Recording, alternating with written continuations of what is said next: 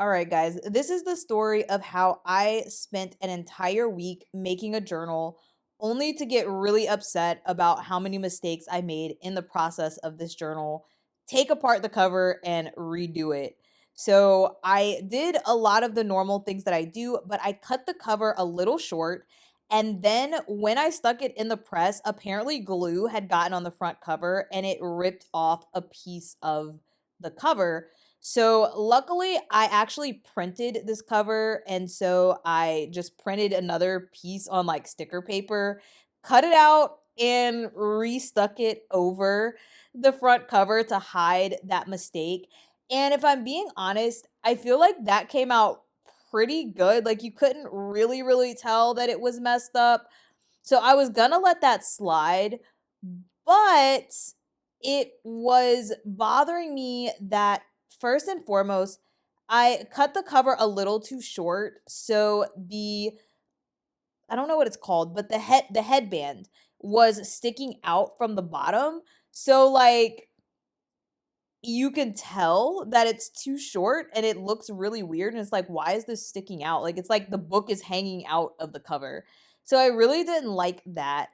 And then I must have done the math wrong, and I basically the edge, like the part that's hanging over at the edge of the book is too long. So that part was supposed to be at the top and bottom, so I'm not really sure what kind of math I was doing. Then where I attached the elastic, I didn't do a good job of smoothing it, so I couldn't glue the pages down straight. So it was like puckered and sticking out, and I really just did not like it. So even though I'd already started using it, I went in with an X-Acto knife and cut down the middle of where I had attached it and just ripped that cover off and redid this bad boy. So for the back page, I was able to just take the X-Acto knife and cut down the center, but the front in page was actually not really adhered really well. So I ended up splitting it from the book itself, and I ended up having to replace both in pages, of course, because they got ruined in the process.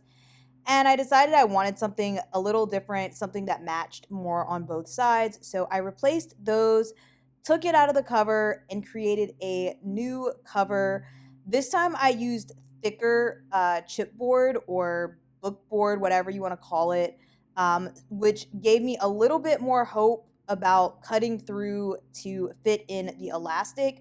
Still had a little bit of trouble with that. I'll show you how I fixed that. And then this time I actually used vinyl sticker paper, so like the stuff that you use to stick on like a water bottle or something. So it's a lot shinier, and I just kind of want to try that out.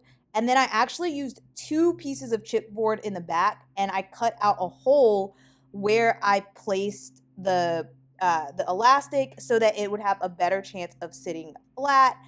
And then I stuck the original set of pages back in it, glued it, put it in the book press, and this is what I came up with as a final product.